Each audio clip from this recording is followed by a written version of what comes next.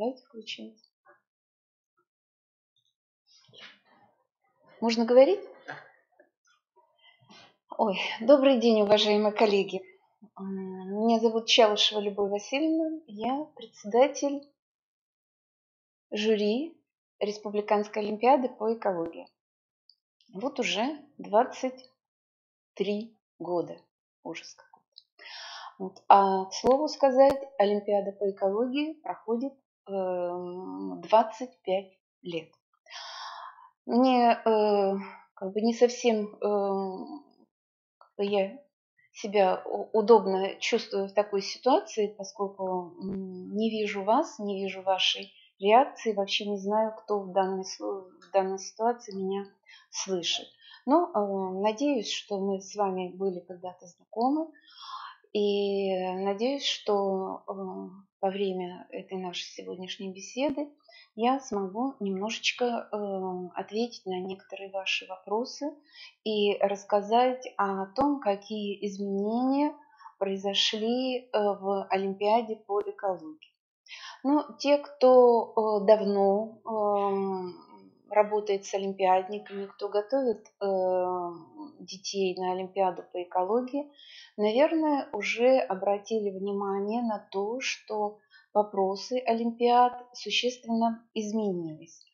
Дело в том, что нынешняя команда, председатель и члены Центральной научно-методической комиссии, которые, собственно говоря, и формируют политику в области Олимпиады по экологии, отдают предпочтение не экологии как классической дисциплине, а экологии как мировоззрению. И в данной ситуации у нас Олимпиада в большей степени является не Олимпиадой по экологии, а Олимпиадой по устойчивому развитию. А председателем вот этой центральной предметной методической комиссии Всероссийской олимпиады школьников по экологии является Захаров Владимир Михайлович, член-корреспондент Российской академии образования, руководитель Центра устойчивого развития и здоровья среды Института биологии и развития, доктор биологических наук, профессор. И, в общем-то, несмотря на то, что у многих вот такой крен в устойчивое развитие вызывает недоумение и все-таки желание, чтобы нам вернули нашу классическую экологию, но пока эта команда творит бал, до тех пор нам нужно быть готовым воспринимать их требования как само собой разумеющиеся.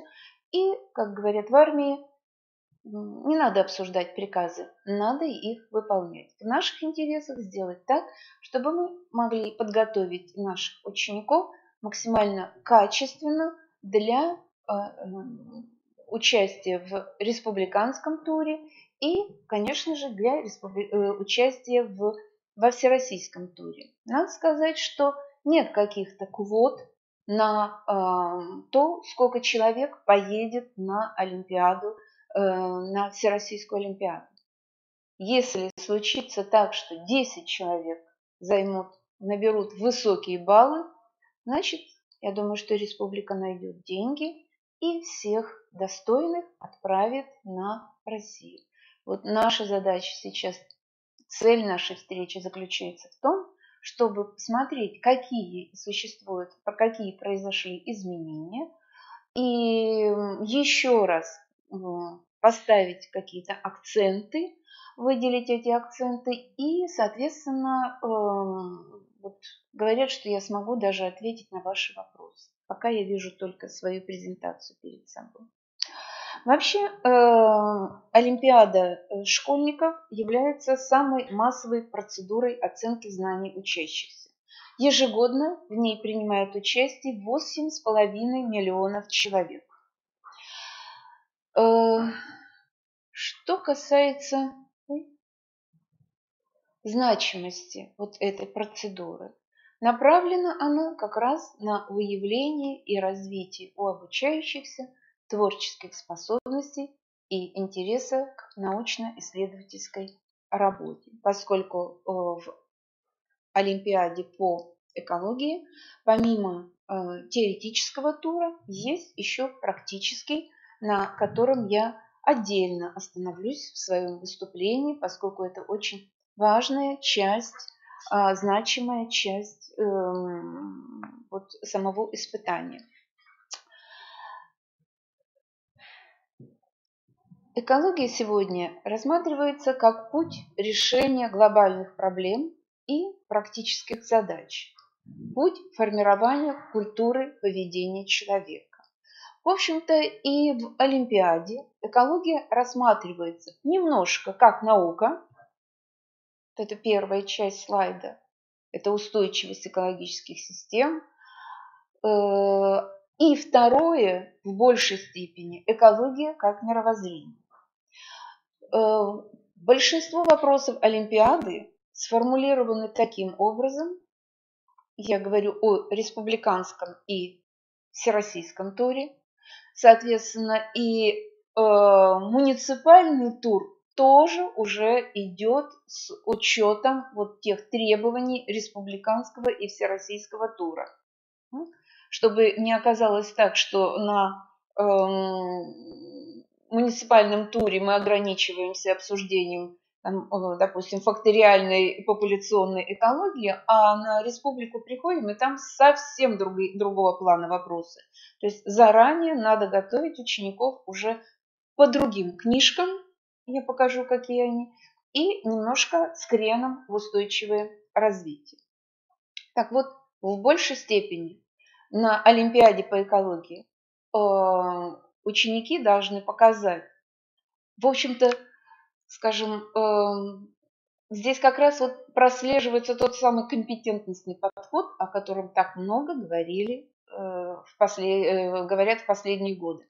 Как приложить вот эти знания из классической науки к тому, чтобы продемонстрировать их воздействие, их влияние на мировоззрение через изменение каких-то ценностных ориентиров у учащихся. Как я уже сказала, экология на сегодняшний день является приоритетом современного развития. То, что это так, нам демонстрируют всевозможные документы, международные документы. Некоторые из них, начиная с первой конференции по охране окружающей среды, которая прошла в 1972 году в Норвегии, да, Норвегия, значит, и заканчивая вот 17 годом доклад Римского клуба. Вот эти все документы, которые представлены на данном слайде, есть, в общем-то, не что иное, как те документы, те книги, те статьи, которые вы со своими учениками в период подготовки к Олимпиаде должны проштудировать. Именно из этих документов формируются вопросы по экологии.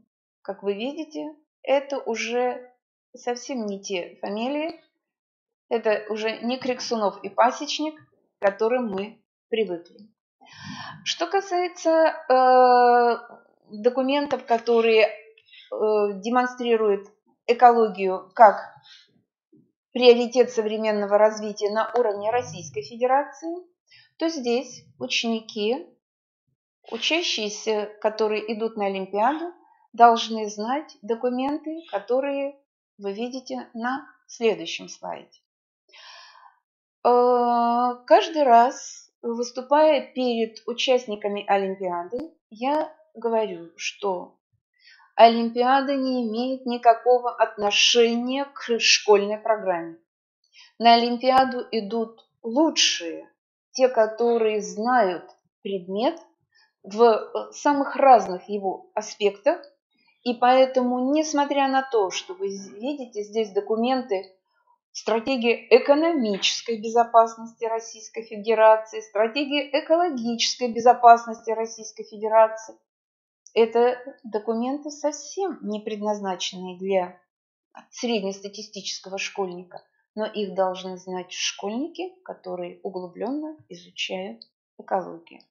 Это вам еще одна подсказка для подготовки к Олимпиаде. Вот именно председателем комиссии, именно человеком, который формирует эту политику в области экологии, именно экологии как Олимпиады, была подготовлена книга, это год издания 15, которая называется «Экология сегодня. Экология как мировоззрение». Второе название «Человек и природа». Вот так она выглядит. Надеюсь, что вы ее видите, но можете просто записать. Значит, авторы Захаров, В.М., Трофимов, И.Е. «Экология сегодня. Экология как мировоззрение. Человек и природа. Москва, 2015 год». По этой, это тоже книга должна стать настольной книгой ученика, который готовится к Олимпиаде по экологии. Значимость экологии как такого мировоззренческого предмета отмечается во многих государственных документах разных уровней, и международных, и российских. В России этому вопросу придается достаточно большое значение, и на протяжении уже многих лет руководители государства, как бы они ни менялись, демонстрируют свое неравнодушное отношение к проблемам экологии. Более того, эти проблемы являются, скажем, предметом обсуждения людей разных специальностей. Профессор Парфильев, он доктор экономических наук, да, значит, указывает, что новое качество экономической политики и устойчивого развития – это как раз заключается в гармонии отношений человека и природы. Всеми многими нами любимый и, к сожалению, уже ушедший Иосиф Давыдович Кобзон в одной из своих статей тоже, скажем, обратил внимание вот на проблему гармонизации отношений человека и природы. То есть экология – это больше, чем учебный предмет. Экология – это мировоззрение. Эта мысль должна стать ключевой, она должна стать такой вот красной нитью при подготовке к Олимпиаде. В 1996 году президентом Российской Федерации была подписана концепция перехода России модели устойчивого развития. И с тех пор выдвигается огромное количество документов, требований, поручений, которые подчеркивают необходимость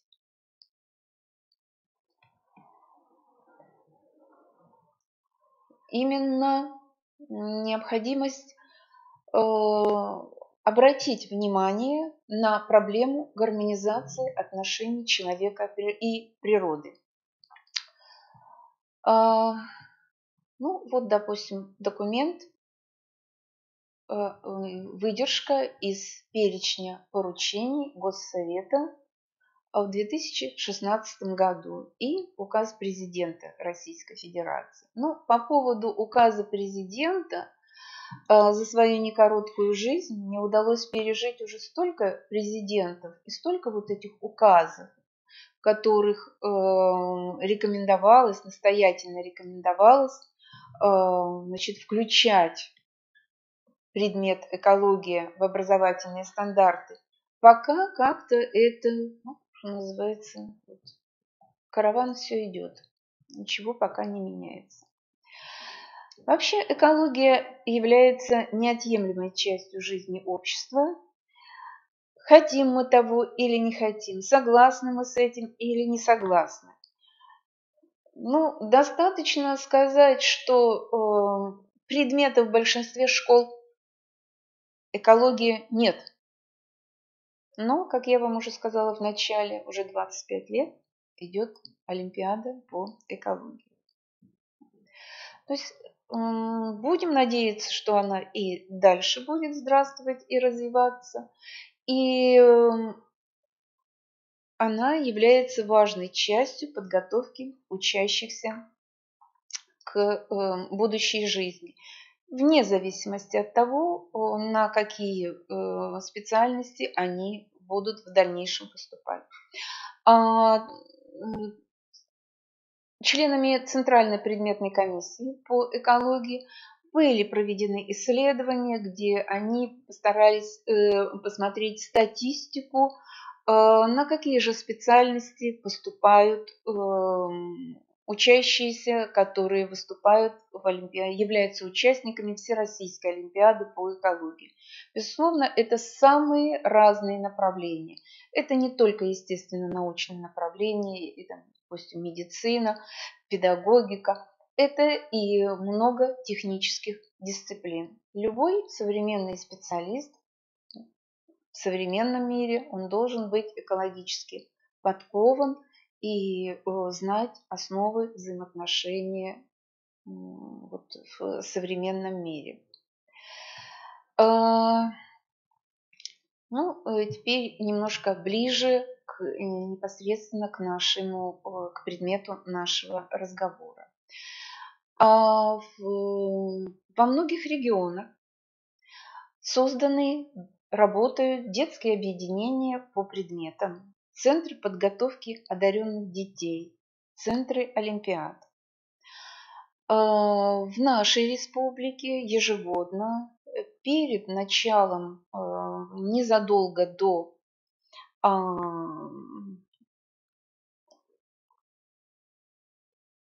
начала всероссийского тура, тоже для детей, для одаренных детей, для победителей устраивают такие небольшие тренинги. К сожалению, они слишком краткосрочные. Нет у нас системы подготовки. Вот главное здесь слово все-таки система. Подготовка к Олимпиаде должна начинаться не за неделю и даже не за месяц до ее проведения, а это должна быть системная работа на протяжении всего периода обучения школьника, как только он изъявил желание заниматься экологией. Кстати, хочу сказать, что несмотря на то, что Олимпиада проходит, допустим, у нас по параллелям 7-8 класс, 9, 10, 11 классы, участвуют и даже в Всероссийской Олимпиаде ученики чуть ли не с 5 класса. В прошлом году учащийся 7 класса стал призером Олимпиады. Поэтому, если в ваших школах есть дети, которые проявляют какой-то повышенный интерес к предмету, соответственно, с такими детьми есть смысл работать, и таким детям следует уделять внимание. Ну, что касается Сыктывкара, у нас в Сыктывкаре, допустим, весьма успешно работает Малая академия, работает Кванториум, другие города, регионы нашей большой республики, возможно, в какой-то степени имеют меньше возможностей получить квалифицированную помощь, консультацию. Но, как видите, вот я сейчас сижу здесь перед вами, Кто-то меня, наверное, слышит. Поэтому точно так же есть у нас интернет, есть у нас электронная почта, и всегда вы можете обратиться к специалистам.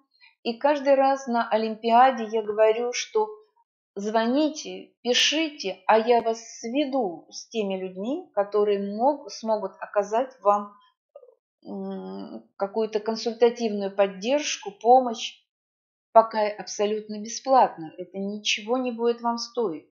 Но обращайтесь, и мы будем с вами сотрудничать, и мы будем вам помогать. Ну, как говорится, к этому надо еще нам прийти. Вот на этом слайде вы видите основные приоритетные направления, на которые обращается внимание при разработке вопросов по экологии на республиканском и всероссийском этапах. Кстати, есть одно такое золотое правило. Готовитесь к муниципальному туру, посмотрите вопросы республиканских олимпиад за предыдущие годы. Готовитесь к всероссийскому туру, посмотрите вопросы международных олимпиад по экологии за предыдущие годы. Часть вопросов из олимпиады предыдущего года более высокого уровня перекочевывает, изящно так вот перетекает на олимпиаду более низкого ранга. Вопросы, которые показались наиболее интересными, вопросы, которые были не самыми сложными для учащихся, скажем, определенно, допустим, всероссийского уровня, их мы уже видим в рекомендациях при подготовке республиканского или муниципального тура. Поэтому такая преемственность, она очень четко соблюдается. И сейчас интернет позволяет нам познакомиться, увидеть, почитать, посмотреть все эти вопросы, которые уже доступны и школьникам, и учителям.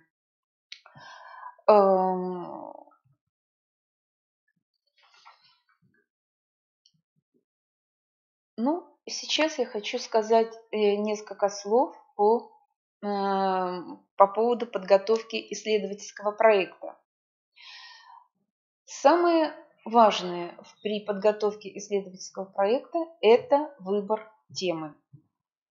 Ваша тема может быть посвящена, ваш проект может быть посвящен чему угодно. Агрономии, ветеринарии. Но вы обязательно должны доказать, что в вашем проекте есть экологическая составляющая. Почему вы эту тему представляете на Олимпиаду по экологии? Формулировка темы – это еще одна очень важная, большая, серьезная проблема.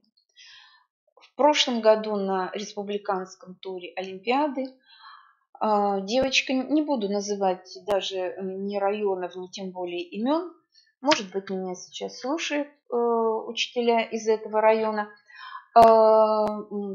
показала очень из сельской местности ребенок показал очень высокие баллы на теоретическом туре. Надо сказать, что теоретический тур – это очень ответственный этап Олимпиады, потому что вот в проектном туре труднее оторваться. Работу выполняют на протяжении нескольких месяцев. Работу иногда выполняют при поддержке, консультативной поддержке классных специалистов, поэтому работы у большинства достаточно высокого уровня.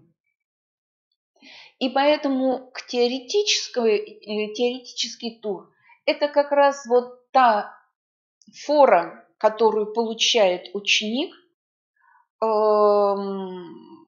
вот если он успешно выполняет задания этого тура.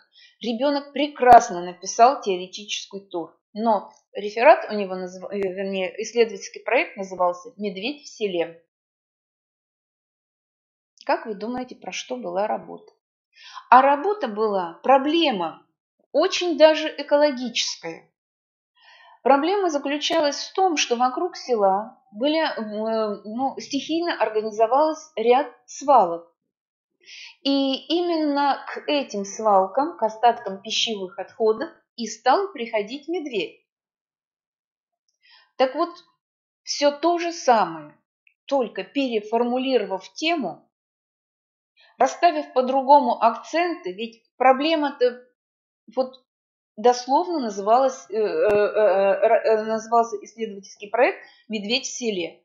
Каждый из членов комиссии, из членов жюри, как только смотрел на этот вопрос, пожимал плечами сначала. Много раз я говорила, пожалуйста, обращайтесь за поддержкой, за помощью. Мы можем дать вам консультацию. Вот искренне жаль этого ребенка. Очень жаль. Могла бы попасть на Россию.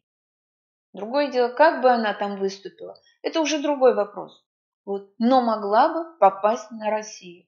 Но, к сожалению, этот реферат, по-другому я его не назову, вот, он не дал возможности ребенку продвинуться, занять высокое место. Видимо, иногда случаются ситуации, когда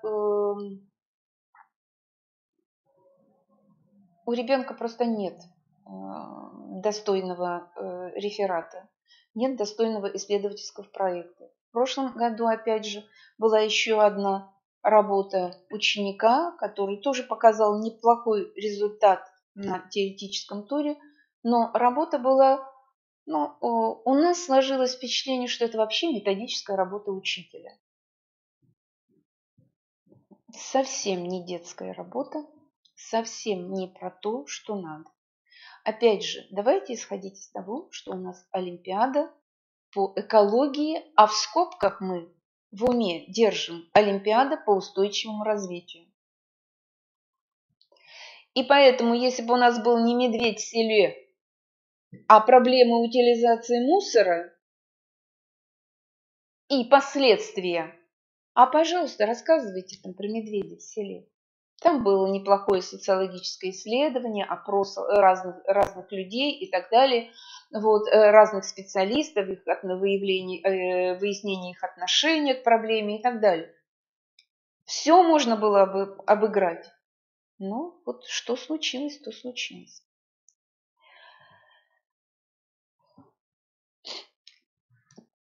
Каждый участник Олимпиады должен найти вот ту самую экологическую составляющую в своей работе, о которой я вам говорила. То есть все равно, на какую тему вы написали проект, вот, но в чем состоит экологичность представленного проекта. Вот на этот вопрос каждый со своим учеником попробуйте подумать, и от этого это позволит вам правильно расставить акценты и правильно сформулировать именно уже экологическое название вашего проекта. Основные разделы проекта. Да, у меня тут вот лишняя строчечка оказалась. Основные разделы. Введение. Введение, как здесь следует на слайде, должно включать краткий обзор литературы с обоснованием актуальности представленного исследования. То есть краткий обзор литературы. Вторая часть – это материалы и методы. То есть это традиционная схема представления любого исследования. И третий пункт – результаты и их обсуждение. И вот, как вы видите, в этой части работы снова должны быть ссылки на литературу. О ссылках на литературу чуть позже мы с вами поговорим отдельно. Это еще один больной вопрос. Ну и, наконец, выводы. То есть основные положения, которые будет защищать вас ваш воспитанник. А времени на эту защиту очень мало дается. Вот еще ряд вопросов, которые, в которых хорошо должен ориентироваться участник Олимпиады. Я одинаково вот эти пункты одинаково актуальны и для тех, кто будет докладывать свою работу на республиканском этапе, и для тех, кто будет докладывать ее на всероссийском уровне. Рассказать путь выполнения проекта. То есть какими методами вы пользовались, с какой целью были использованы те или иные приемы, методы. Следующее. За 2-3 минуты рассказать основные положения проекта. То есть самое основное. Долго мы говорить умеем, мы не умеем говорить кратко. И вот в заданиях муниципального тура, которые вы скоро получите для проведения Олимпиады по экологии на муниципальном уровне, вы увидите одно новшество, которыми, в принципе, на уровне муниципалитета вы можете пренебречь. То есть я думаю, что вас никто не осудит, вы можете им пренебречь. Дело в том, что в листе ответов для учащихся в теоретическом туре там очень четко, очень строго ограничено место для ответов. Ведь у нас как? Значит, в отведенное место мы мелким почерком напишем все, что знаем, напишем на поля, а дальше еще напишем «смотри на обороте». Вот на Всероссийской Олимпиаде это не допускается. А поэтому на Республиканской Олимпиаде это не допускается. А значит, мы должны прививать культуру изложения своих мыслей уже от самых нижних уровней проведения Олимпиады, уже с уровня муниципалитета. Но опять еще вам говорю, что в своем чуме вы хозяева, вы можете делать то, что считаете нужным. Можете дать на каждый вопрос по ученической тетрадке, пусть отвечают там. Вот это ваше право. Но в принципе вот умение излагать свои мысли кратко, это большое искусство и это большое мастерство, которому надо учиться. Поэтому хорошо бы, если бы мы начали учить наших детей это уже с самых ранних этапов. Далее, третий пункт. Значимость проекта. Ведь это же не реферат, к слову сказать, реферативного плана работы не рассматривается. То есть просто теоретически изучить литературу по теме и написать реферат – это не исследовательский проект, который можно защищать на Олимпиаде по экологии. Такие вопросы не рассматриваются. Так вот, практическая значимость вашей работы. В чем она заключается? Надо найти вот ту изюминку, которую вы будете защищать.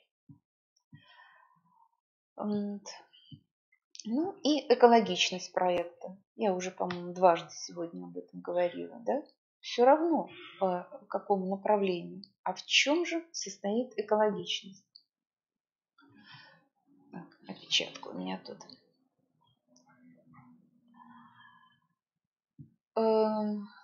Ежегодно вы получаете рекомендации по проведению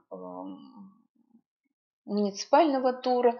Точно такие же рекомендации мы получаем по проведению республиканского тура. И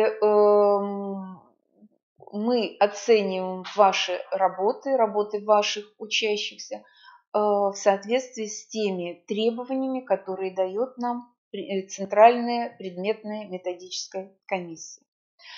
рукописи ваших работ, то есть тексты ваших работ за 3 недели до начала теоретического тура вы присылаете в Институт развития образования. Оценка рукописей проводится по критериям, которые, опять же, разрабатываются Центральной методической комиссией. Недавно я вернулась из Москвы с совещания, семинара совещания, которое было для участников, для членов и председателей республиканских жюри по предметам. Многие отмечали такой момент, что критерии очень несовершенны. Члены Центральной методической комиссии обещали подумать над этим, обещали этот вопрос еще проработать. Что предполагается новое? Объем рукописи ограничивается 10 страницами. Как вы видите, здесь на слайде написано, титульный лист не учитывается. Но допускается приложение, и их объем не регламентирован. Но в тексте, в основном тексте работы, вы обязательно должны дать ссылку вот на на то, что там приложение 1, там то-то, приложение 2, там то-то. То есть, когда член жюри захочет посмотреть более тщательно, более подробно, то есть приложение не должно состоять из одних фотографий. А вот если там что-то есть дельное, цельное и важное, то тогда, пожалуйста, какие-то большие таблицы, это могут быть, да, какие-то карты, схемы и так далее, которые позволяют в большей степени оценить, лучше оценить вашу работу, выше оценить.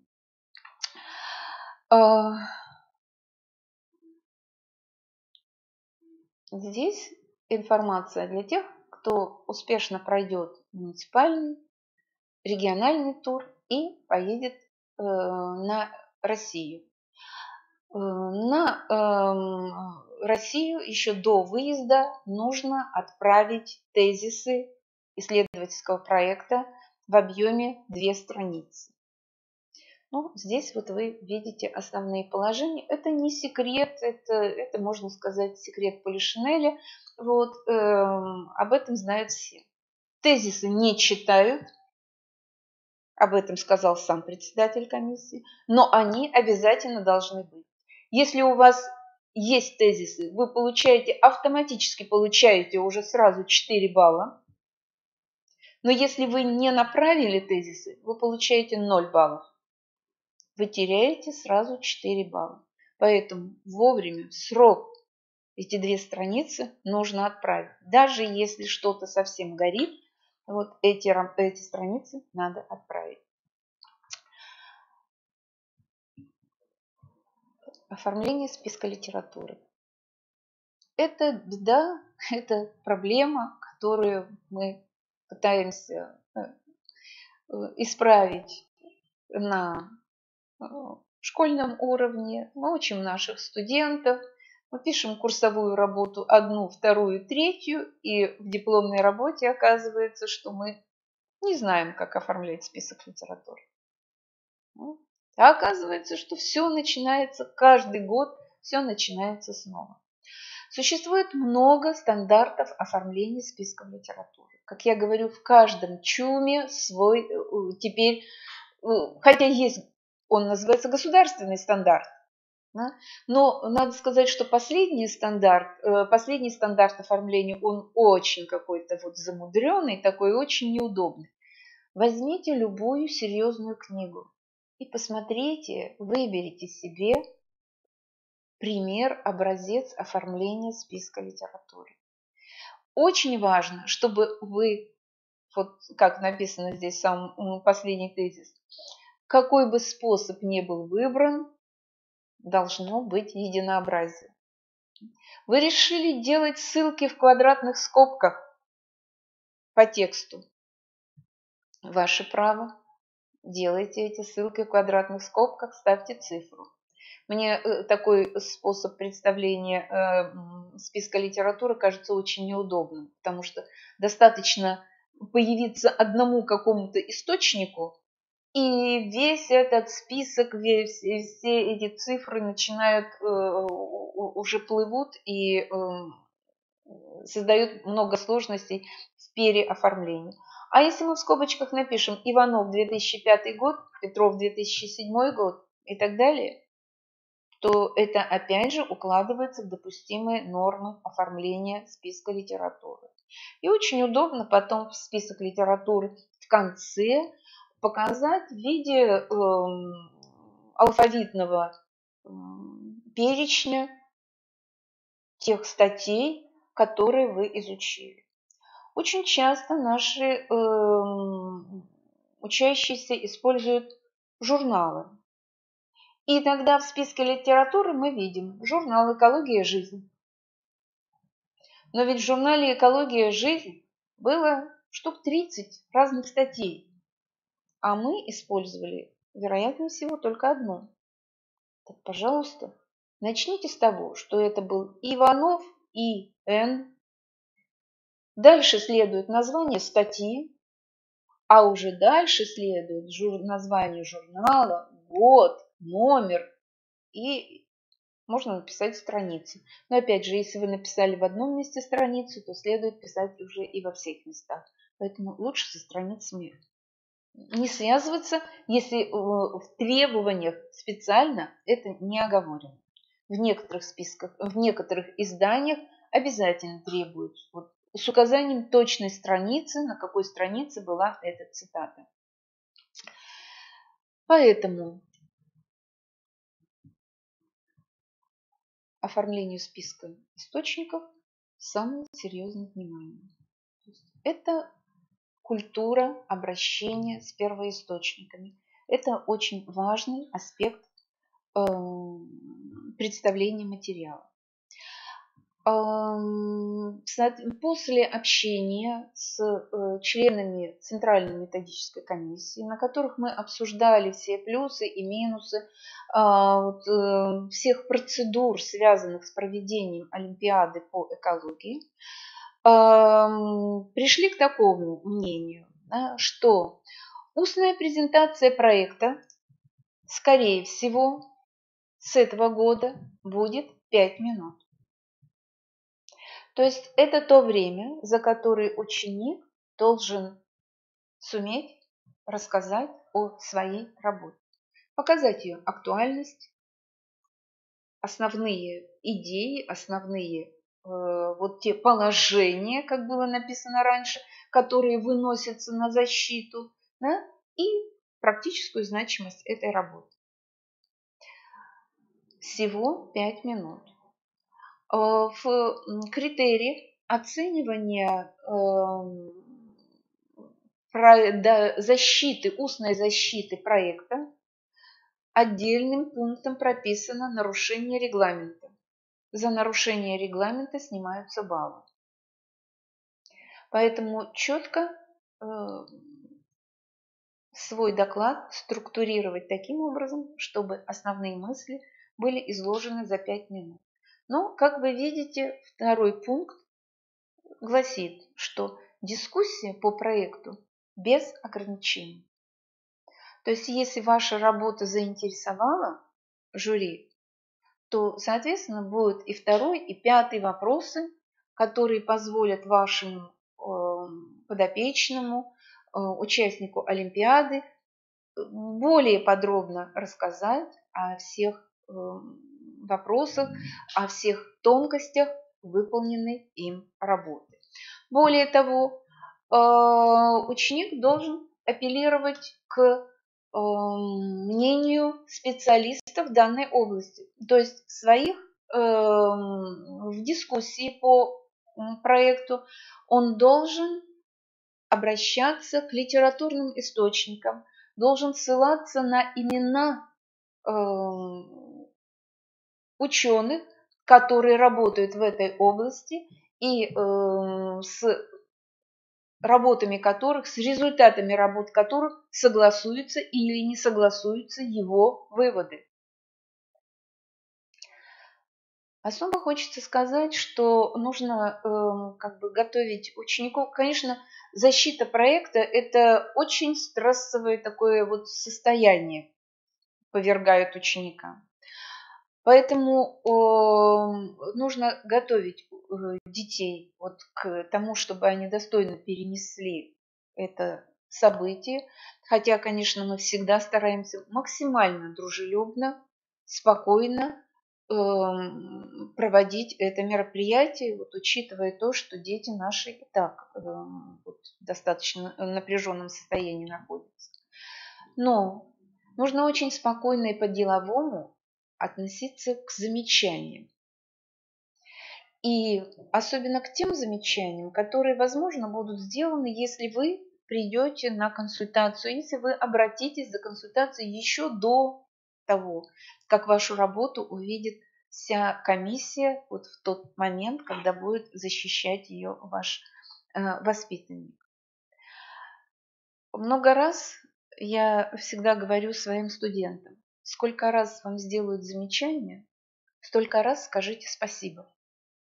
Потому что от этого ваша работа станет лучше.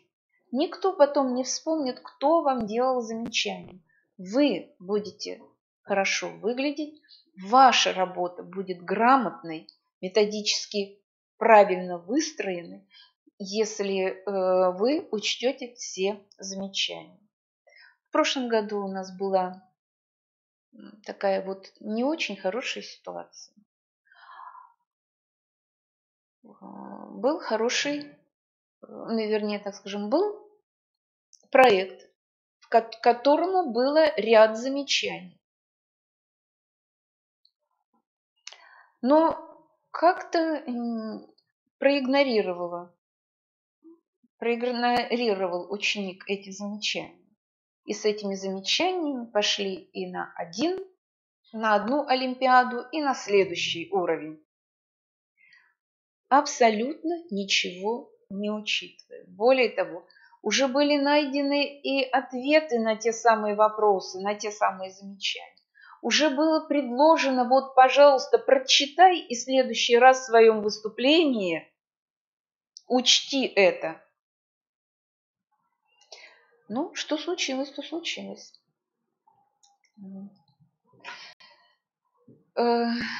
После несколько слов хочу сказать об апелляции.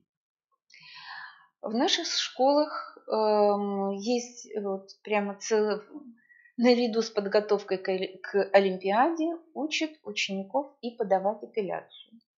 Ну, это правильно, юридическая грамотность, как элемент юридической грамотности, да, мы должны уметь, все должны уметь отстаивать свои права. Но, пожалуйста, скажите детям, чтобы они, вот, заходя в аудиторию, перешагивают порог аудитории, еще не видели вопросов. Первый вопрос задают нам.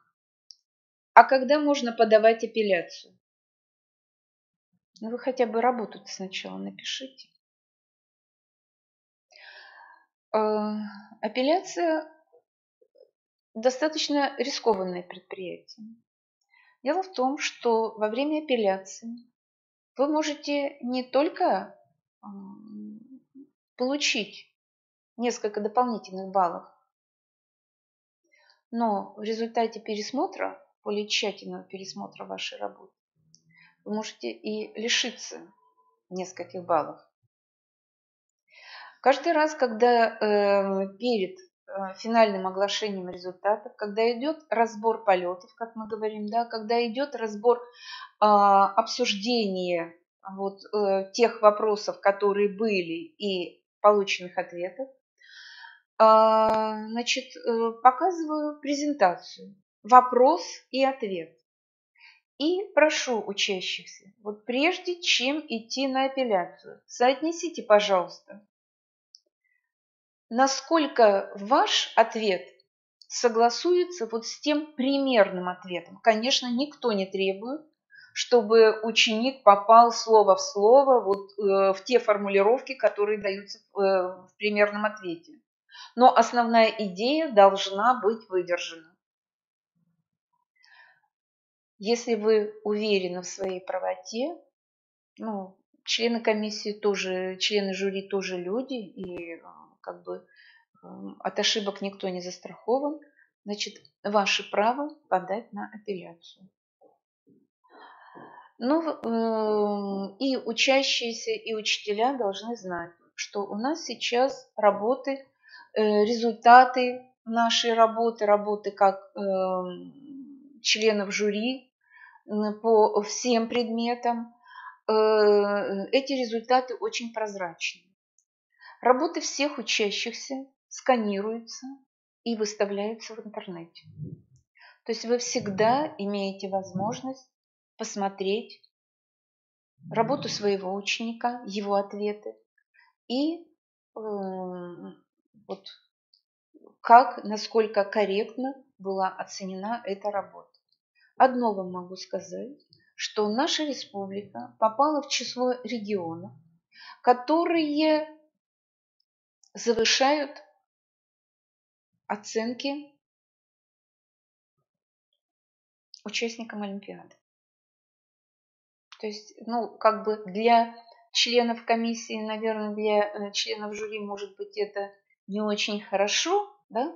Но с другой стороны, то есть мы попали в число регионов, которые очень лояльно относятся к своим детям. Да? То есть вот невольно идя на такой шаг, то есть это значит, что мы не какие-то там жабы зеленые и стараемся задавить и дать как можно меньше баллов. Это уже увидели другие люди, что мы немножечко эти баллы, там, где можно, да, мы ставим чуточку более высокий балл для того, чтобы наши дети набрали то необходимое количество баллов, который позволит им участвовать дальше уже во всероссийском туре Олимпиады. Ну, наверное, вот по проектам, наверное, у меня все. Так, еще хочу, значит, сказать вот по результатам этого совещания в Москве. Есть предложение провести в Сириусе, есть такая идея, есть мысль провести в Сириусе тренировочные сборы для детей и лучших педагогов, лучших их наставников. Как будет реализована эта идея, будем поглядеть. Но, в принципе, вот, может быть, Бог даст, и кто-то сможет стать участниками таких сборов. Ну, вы знаете, что наши дети периодически, вот уже на протяжении ряда лет все-таки ездят в Сириус, да, выполняют там какие-то проекты. То есть им доступна такая форма повышения квалификации и для учителей тоже. Но как это будет применительно к олимпиадникам, время покажет. Обсуждали на этом совещании еще такой момент, и учителя естественных наук как бы об этом знают, что когда начинается всероссийский тур Олимпиады, это просто ужас ужасный, потому что ученик одновременно участвует в Олимпиаде по биологии, по экологии, по географии и везде преуспел. И хочет точно так же поехать на всероссийский тур Олимпиады по биологии, по географии, по экологии. И вот начинается суета, потому что эти Олимпиады проходят, как правило, с разницей там в несколько дней или в неделю. Где-то родители встречают в Москве, перехватывают, передают другим сопровождающим лицам и так далее. Пообещали нам решить этот вопрос и немножечко по времени проведение этих олимпиад, Всероссийской олимпиады по разным предметам немножко развести. Ну, сказали по секрету, что вроде бы в этом году, предполагается, что в этом году Всероссийский тур Олимпиады по экологии, может быть, пройдет в Краснодаре. Весна, Краснодар, тепло. Следующий момент. вкладываться в подготовку олимпиадников на сегодняшний день очень выгодно. Количество призеров и особенно призеров Всероссийской олимпиады достаточно большое.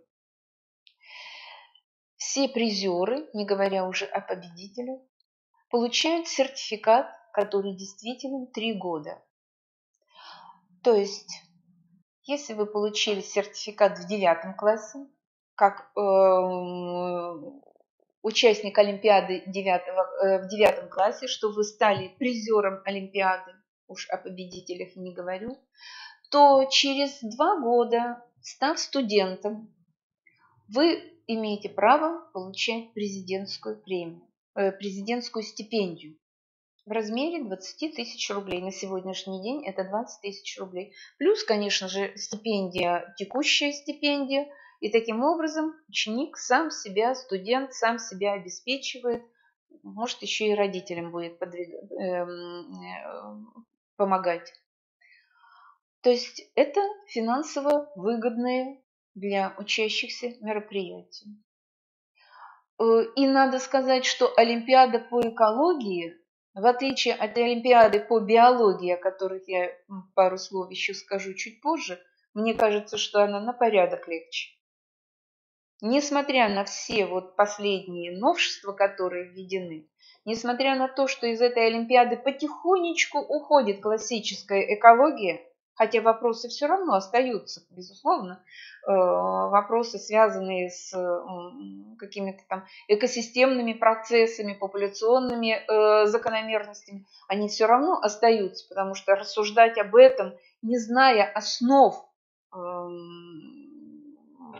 предмета, основ науки, совершенно бессмысленно. Здесь эмоции неуместны. Здесь уместна только ссылка на какие-то научные факты и закономерности. Кроме того, как я вам уже говорила, в прошлом году призером Олимпиады в 9 классе стал ученик 7 класса на России. Соответственно, тоже я вам предлагаю, рискуйте, выдвигайте детей более младших классов, если они на то способны, если они имеют к тому хоть малейшие стремления, пусть пытаются, пусть работают, пусть совершенствуют свои знания. Не в первый год, так во второй, не во второй, так в третий, уже наработав определенный опыт и получив такой вот тренировку нервной системы порциями адреналина, возможно, что к 9, 10, 11 классам эти учащиеся станут достойными такими вот представителями нашего региона на олимпиадах и более высокого уровня, более высокого ранга. Так, ну вот несколько слов хочу сказать сейчас об Олимпиаде по биологии, поскольку я одновременно присутствовала еще вот во второй день, была на совещании по Олимпиаде по биологии. Значит, ну а здесь у нас в республике являюсь как бы членом жюри и тоже на протяжении ряда лет вот уже сужу на тех или иных станциях жюрю наших учащихся. Что хочется сказать? Значит, начнем с того, опять же, что это не проверка школьных знаний. Да? Это совершенно иной уровень. А поэтому первое важно – работа с микроскопом. Знание основных правил работы с микроскопом. Оценивается не конечный результат, а оценивается каждый этап выполнения задания. То есть настройка микроскопа, подготовка предметных стекол, окровных стекол, техника выполнения среза, если это анатомическая работа и нужно сделать анатомический срез. Все это делается, все это оценивается. Потому что вот была свидетелем, значит, поперечный срез листа. Режем этот лист, кромсаем как колбасу. Ну и что вы думаете? В конечном итоге он нашел кусочек этого листа, который, в принципе, оказался, вот этот срез оказался очень даже удачным под микроскопом. Но сама техника выполнения, на этом ребенок потерял много баллов. Некоторые ученики, особенно из сельских районов, очень раздосадованные выходят из кабинетов, значит, со словами, что нас этому не учили. Мы не умеем работать с микроскопом, мы не умеем делать эти срезы. Действительно, там дается, допустим, для приготовления среза дается кусочек пенопласта, клубень картофеля и какой-то биологический объект. Дети в растерянности, они не знают, что им смотреть. Были случаи, когда, несмотря на то, что Олимпиада по биологии, под микроскопом рассматривали кусок пенопласта. Другой сделал срез клубня картофеля, начал его рисовать. Зачем там был лист, тоже непонятно. Значит, как правило, используется растение класса однодольных, класса двудольных. Стоит в кабинете одно единственное растение в горшке, герань. Отрываю от этого растения листок. Часть этого листа даю ученику. Объект, который он изучал, как вы думаете, называется? Элодея. Он должен был написать, вот, какой объект он изучал. Он изучал элодею. В прошлом году были серьезные проблемы на физиологии растений, на станции физиологии растений с определением цветов, в смысле цвета раствора. У нас цвет раствора был немного мутнее, непрозрачный, чуть-чуть светлее и так далее. Тоже, значит, корректное название, правильные названия тех или иных понятий. Да? Цветов у нас сколько? Каждый охотник желает знать, где сидит фазан. Могут быть темно-синий, светло-фиолетовый, светло-зеленый и так далее. Но немного темнее или прозрачный – это немножко другие категории. На испытаниях по микробиологии обязательно нужно уметь пользоваться иммерсионными объективами и знать, для чего нужно иммерсионное масло. Окрашивание препаратов по грамму. Значит, тоже особое внимание на эти вопросы. В вопросах по этологии, да, изучению поведения. Значит, здесь, если будут такие вопросы и на этапе подготовки учащихся, конечно, здесь нужно проводить анализ видеозаписей.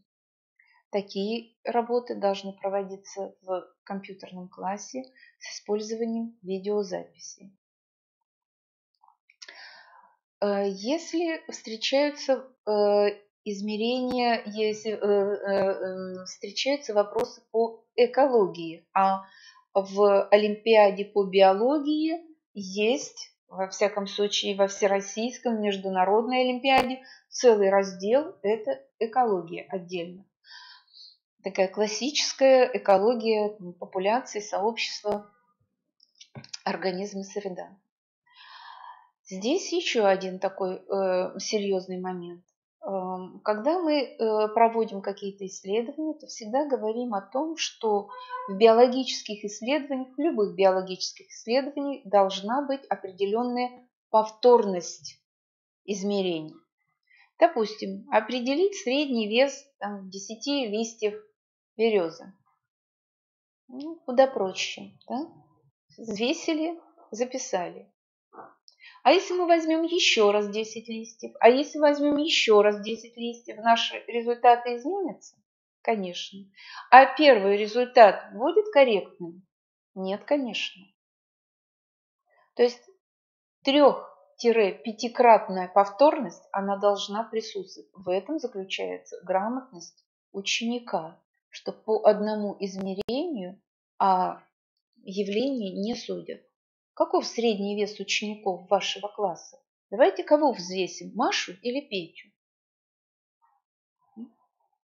Или всех учеников взвесим, и тогда действительно определим статистически достоверный средний вес. Так и здесь. Еще один момент. Значит, записать результат там с точностью до 3 знаков после запятой. А если 3 знака после запятой – нули? Сколько раз мы нули должны написать? Оказывается, 3 нуля и надо написать. Если написано с точностью до 3 знаков, значит пусть после запятой будет 3 нуля. Если там 52,1 получилось, значит после единицы будет еще 2 нуля, если требуется до 3 знаков. Казалось бы, пустячок. А вот этот 0, он может стоить немалого количества баллов. Это тоже культура обращения с результатами. Это тоже культура оформления материалов. Раз требуется 3 знака, пожалуйста, вот правильно пусть прочитают дети и пусть запишут эту величину именно до 3 знаков. Еще один момент хочу вам сказать, что в интернете есть хороший сайт, который называется «Курсы подготовки для биологических олимпиадников».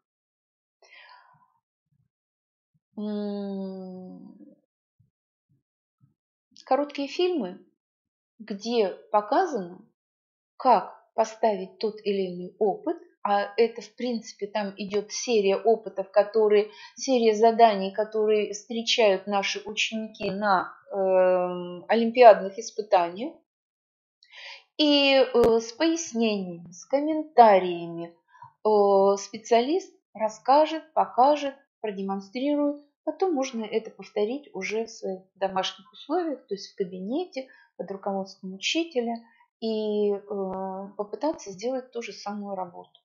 Все показано, и что к чему приливать, и как правильно, в какой последовательности технологично выполнять ту или иную работу. Все аккуратненько там расписано. Еще раз повторяю, курсы подготовки для биологических олимпиадников.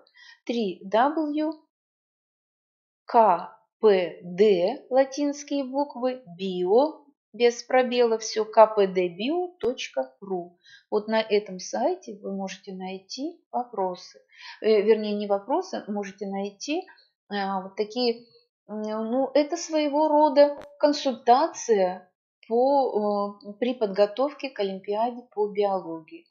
Потому что, еще раз говорю, к биологии готовиться очень сложно по той причине, что если экологию вам может один человек дать консультацию, то по ботанике, там, скажем, по морфологии растений это будет один специалист, по физиологии растений это может быть уже другой специалист, по физиологии человека это будет третий специалист и так далее.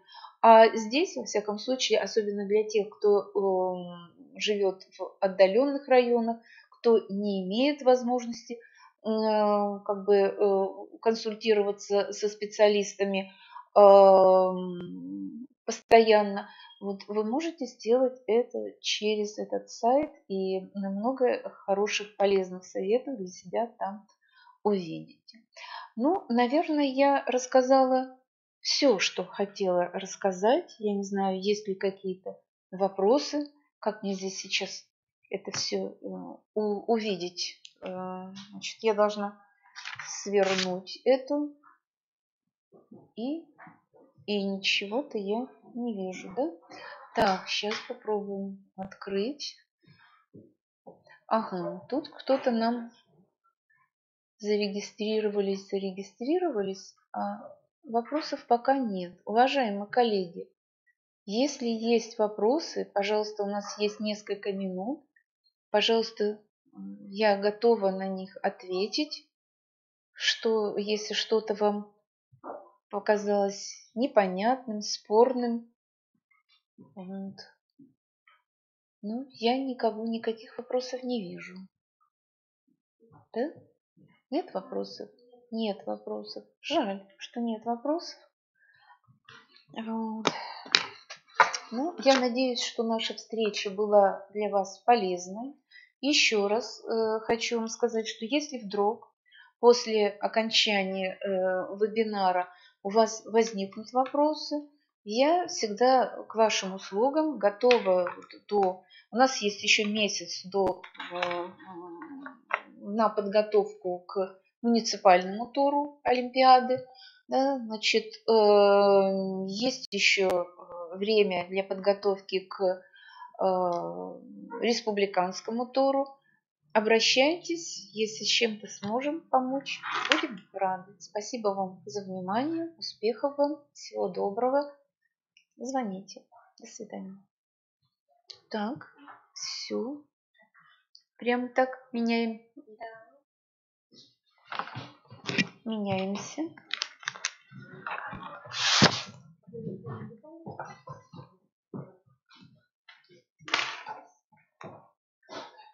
Кто такая?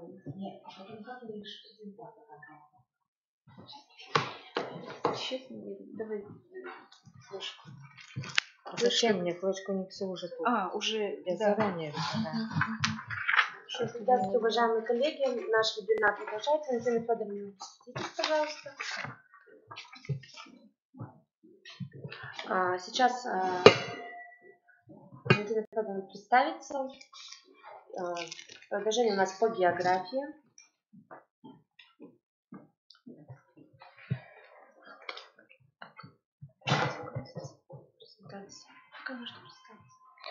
Добрый день, уважаемые коллеги.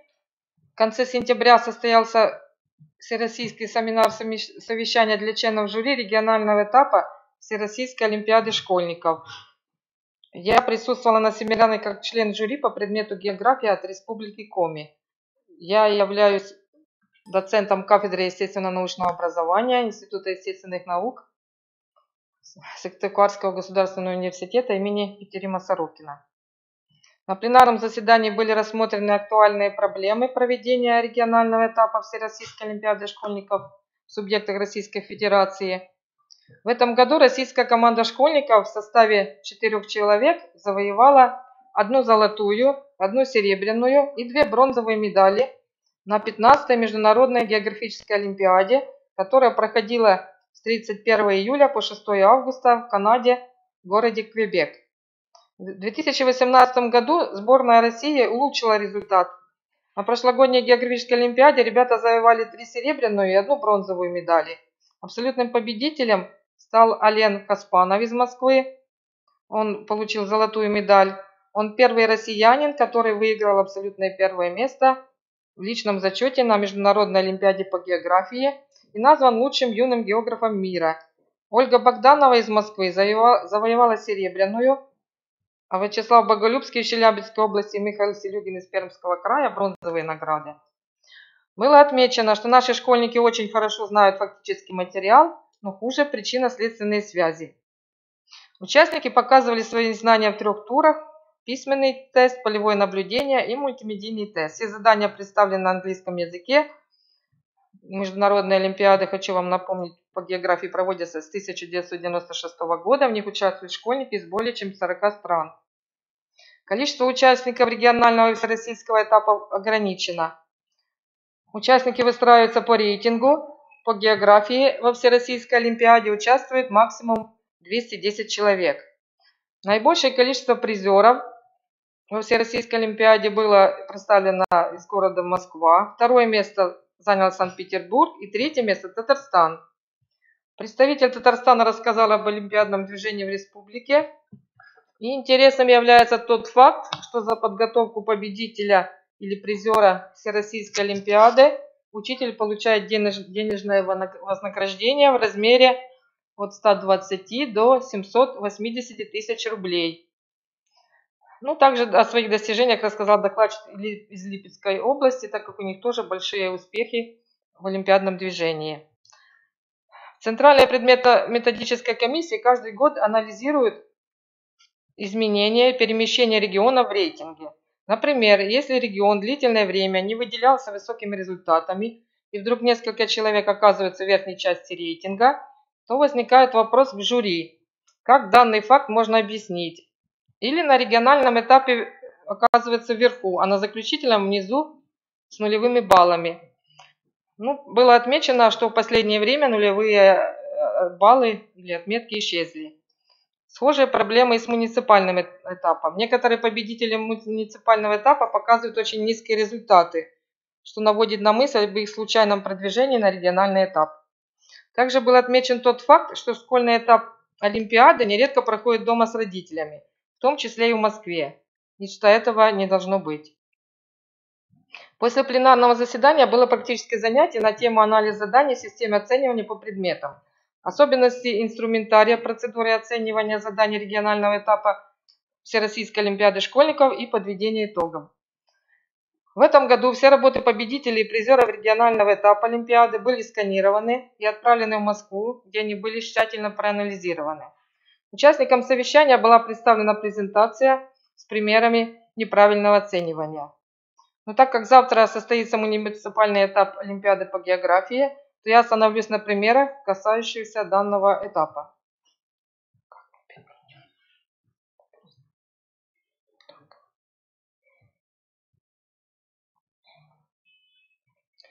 Так, при проверке заданий, как регионального этапа, ну, в основном это было представлено региональный этап, но некоторые моменты будут касаться муниципального этапа, я сейчас это озвучу. То есть предусматривается просмотр и самостоятельное решение заданий регионального этапа членами жюри, получение критериев оценивания заданий и сравнение их с собственным решением, обсуждение комиссии регионального этапа вопросов, вызванных разным пониманием и разной трактовкой критериев или ошибками в заданиях или критериях оценивания, консультация с представителями Центральной предметно-методической комиссии по соответствующим вопросам и принятие решений по сложным вопросам и выработка единой системы проверки олимпиадных работ. Хочу обратить ваше внимание на выделенное слово «консультация» с представителями Центральной предметно-методической комиссии. Дело в том, что у нас Москва находится в самом выгодном положении, и они работы проверяют неделю. То есть они их проверяют неделю, сканируют, выставляют. А работ несколько сотен. Вот в прошлом году, вернее в этом году их было около 700. Вот. И потом они могут изменять критерии, вот консультируются с представителями Центральной предметно-методической комиссии.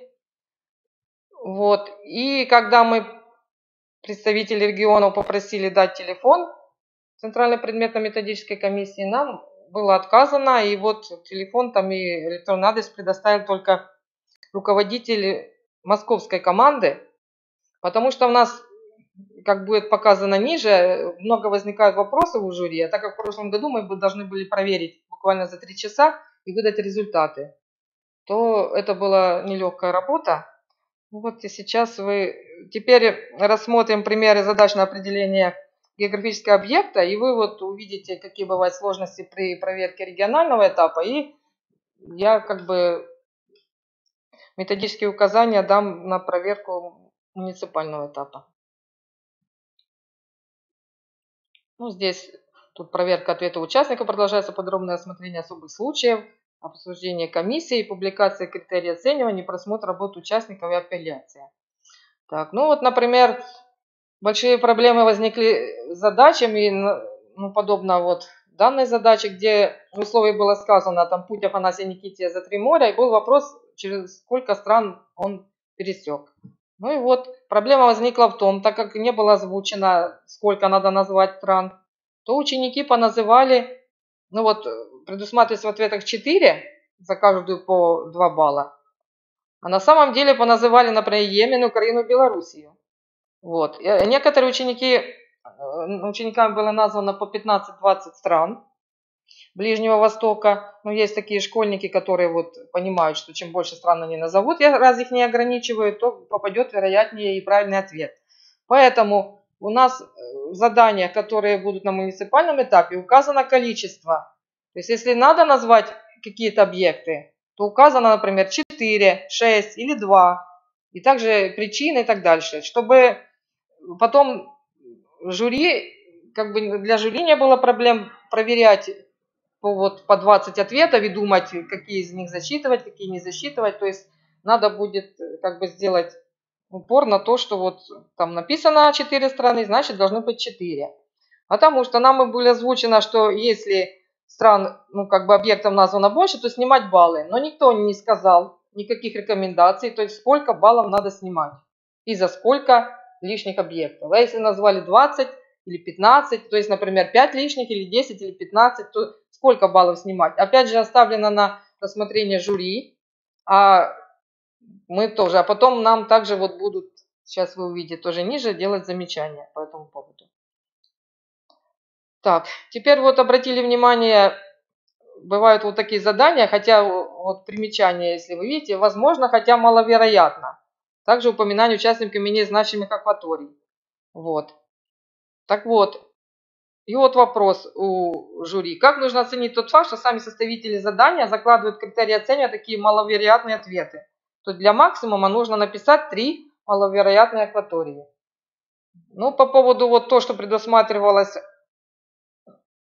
как бы в критериях вот эти ответы, Эль-Кумар, там заливы Курия-Мурия, Саукира, Масира и так дальше. То есть никто среди школьников в России эти вопросы, то есть таким образом не ответил.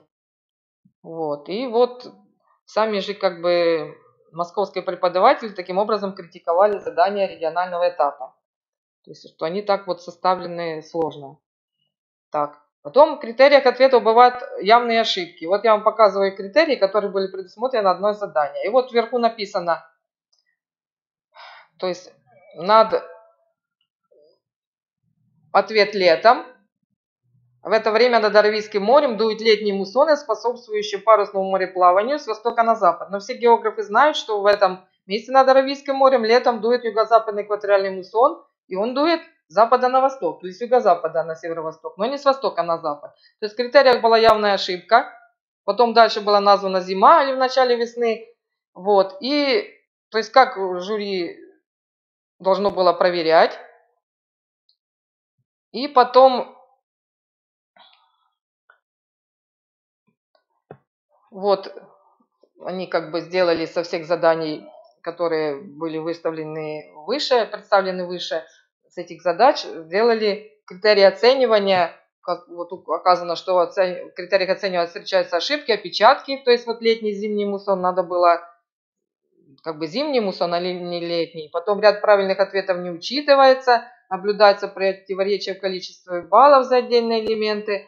Не разъясняются сложные нюансы оценивания при большом количестве ошибочных ответов.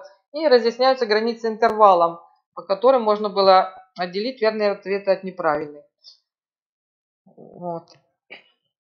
И вот такой вопрос тоже стоит перед членами жюри. Каким образом этот элемент задания оценивается в критериях Центральной предметной комиссии и что делать с этим элементом в региональном комиссии. Но на некоторые вопросы мы так и не смогли получить правильные ответы.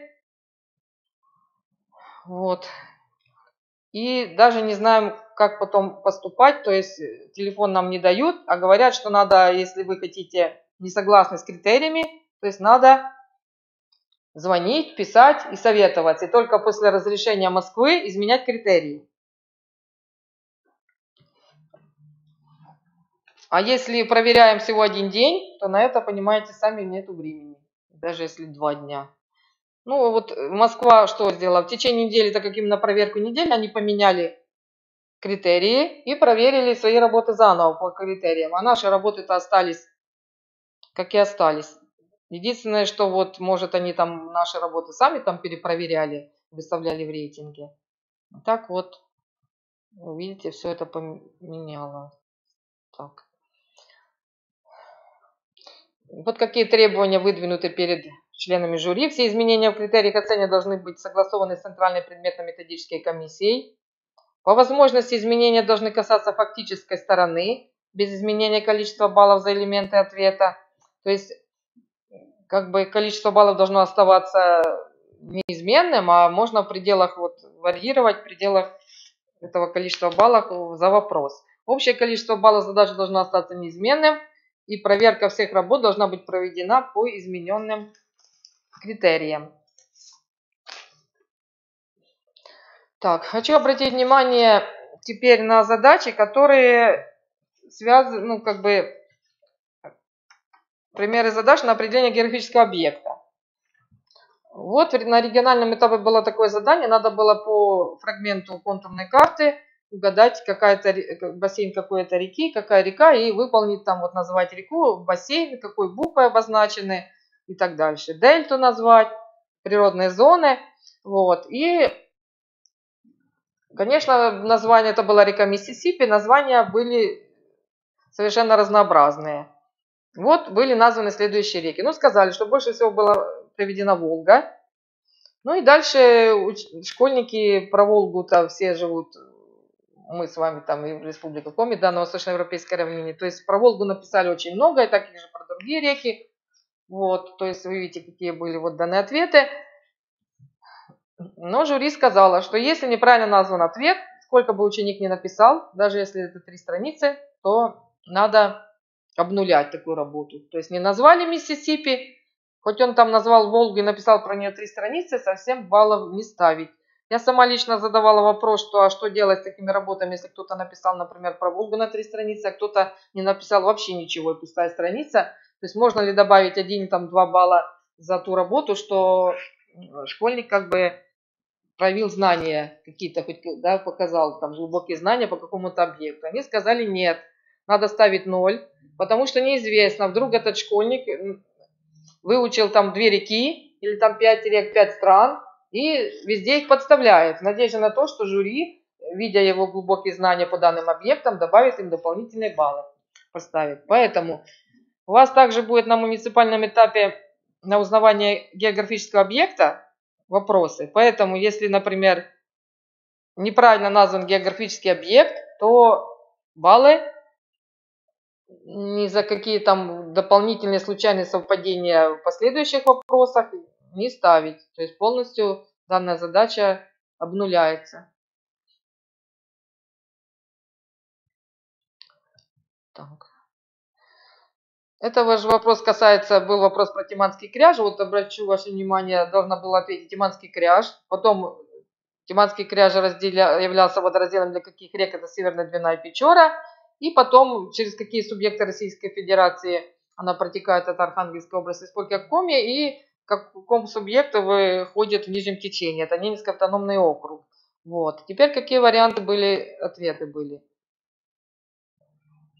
То есть указывались часто Уральские горы. То есть надо оценивать было в 0 баллов. Уральские горы, там Северная Двина, Мизень. Такие ответы были. Такие ответы были. Здесь вы видите, что совпадают Уральские горы. То есть тоже, если совпал второй пункт, Северная Двина, Печора, то нельзя его засчитывать как правильный, потому что неправильно первый. Значит, они не знают, где берут начало Северная Двина и Печора.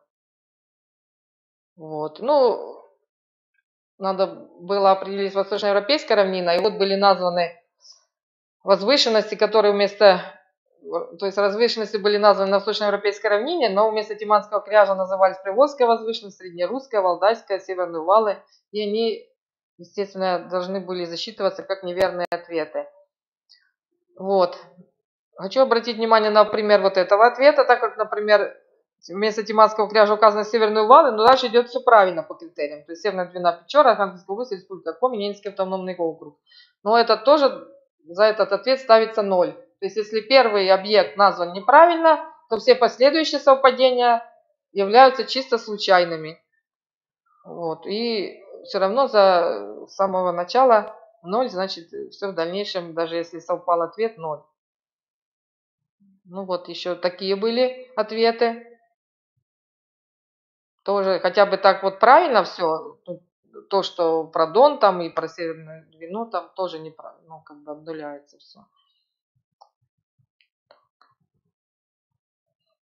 Так, я не буду останавливаться на всех задачах, потому что у нас было совещание 3 часа и вот. Ну, хочу вам показать, что действительно вот сканированные работы были представлены, регион не указан.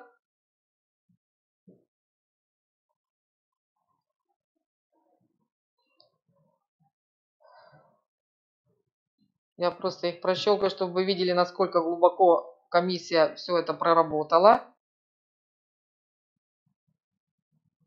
и проанализировала.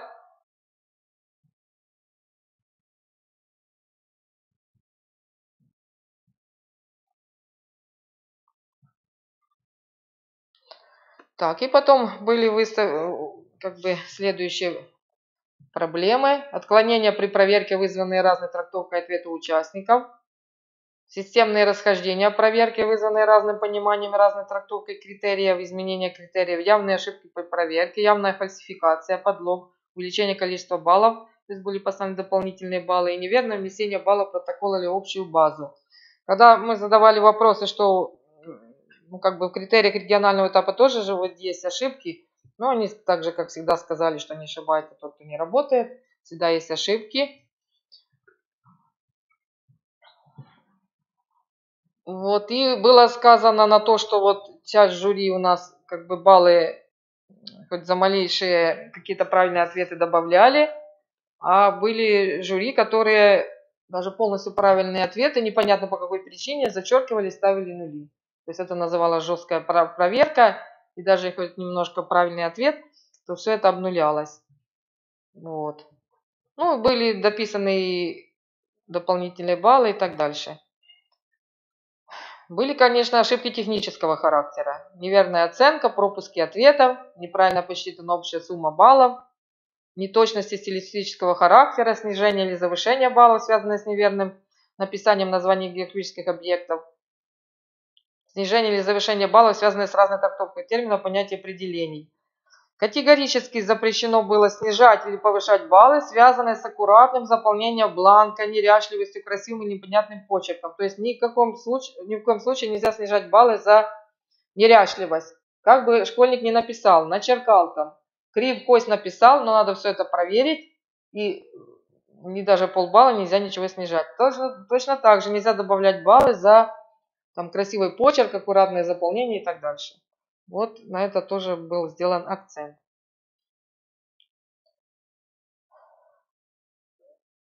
Следующие сложности. Границы интервала верных на задачу ответа являются слишком узкими, то есть жесткая проверка называлась таким образом. Границы интервала верных на задачу ответа являются слишком широкими, мягкая или лояльная проверка. И вот вывод был сделан, что проверка остальных элементов задания проводится в том случае, если главный объект не определен при проверке заданий на определение географического объекта. Изменение критериев оценивания заданий. Корректировка критериев оценивания, связанная с тем, что в них не учитываются некоторые правильные ответы или некоторые элементы задания совсем не оцениваются. Изменение критериев оценивания в сторону уменьшения и увеличения общего балла за задачу. И прямое игнорирование рекомендаций, изложенных в критериях оценивания. Наблюдается противоречие в проверке задания при сравнении различных работ. То есть за одинаковые ответы разным участникам ставятся различные баллы. Поэтому при проверке на муниципальном этапе большая просьба к жюри распределять задачи. То есть, например, я не знаю, сколько у вас там количество людей в жюри будет присутствовать, количество проверяющих, но, как бы, например, или каждый проверяет по одной задаче, на эту задачу должен он проверить у всех, чтобы был одинаковый подход. Мы также распределяемся на региональном этапе, то есть кто-то проверяет там одну-две задачи, по физгеографии, кто-то по эконом. Вот. И я задавала тоже сама лично вопросы руководителю московской команды, распределяются ли они по задачам. Они сказали да, что по задачам распределяются, чтобы был единый подход. То есть иногда, например, за примерный ответ один проверяющий поставит балл, а другой не поставит. И чтобы был единый подход, то есть если вы за что-то добавляете какую-то часть балла, считаете, что это правильно, то такой единый подход должен был ко всем учащимся. Ну, тут указывалось, что члены жюри бывает игнорируют рекомендации сложных критериев оценивания. Тут вы можете потом посмотреть. То есть совершенно неправильные координаты, а ставят 3 балла и так дальше. То есть это я вам эти кадры показываю для того, чтобы вы видели, насколько скрупулезно Москва все это проверила, сканировала и проанализировала.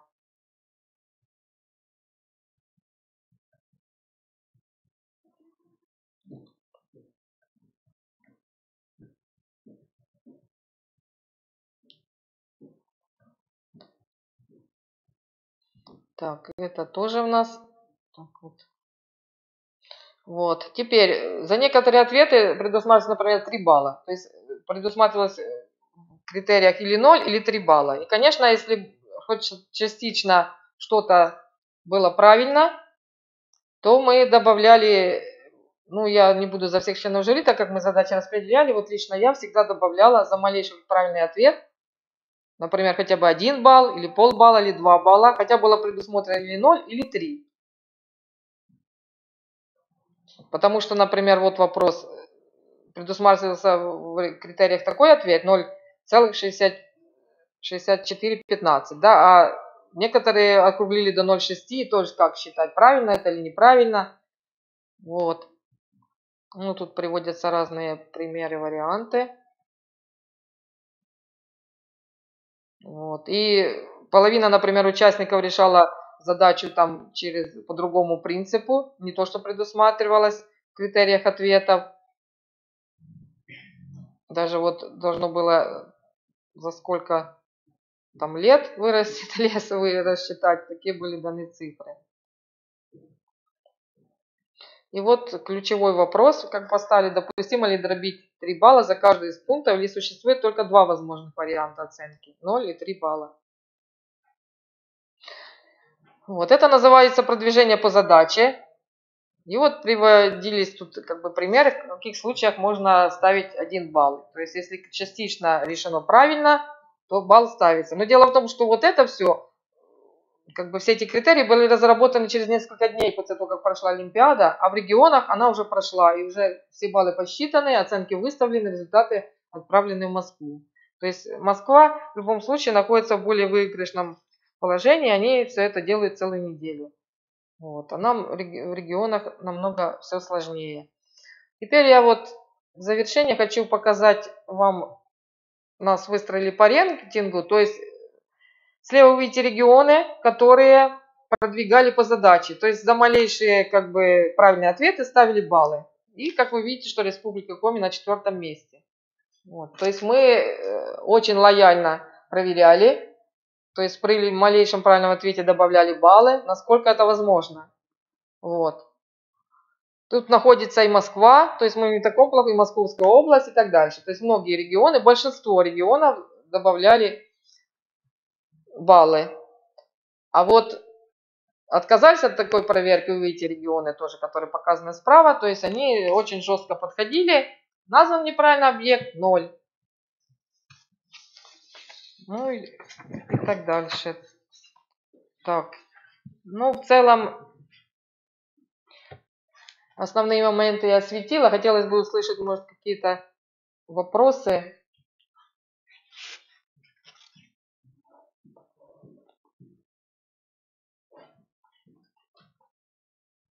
Уважаемые коллеги, у вас будут вопросы к Валентине Федоровне?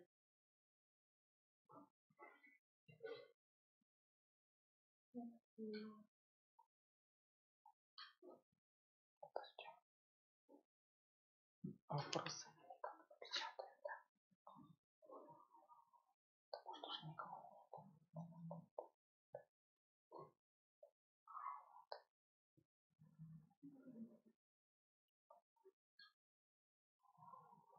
Вопросы, может, по проведению муниципального этапа. Может, нас слушают, если наши члены жюри, которые будут проверять задания муниципального этапа. Может, есть какие-то вопросы. Но мы старались максимально расписать все критерии, насколько это возможно, чтобы было понятно, с учетом вот тех замечаний, что нам были сделаны.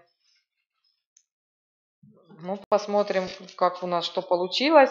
Если будут какие-то замечания, пишите нам, мы учтем в будущем.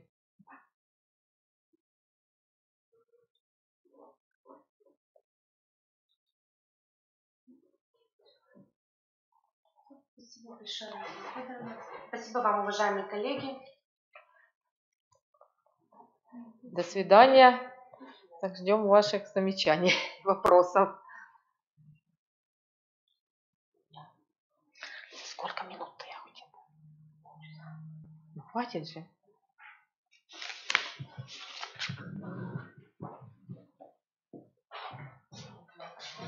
Я с учетом того, что вы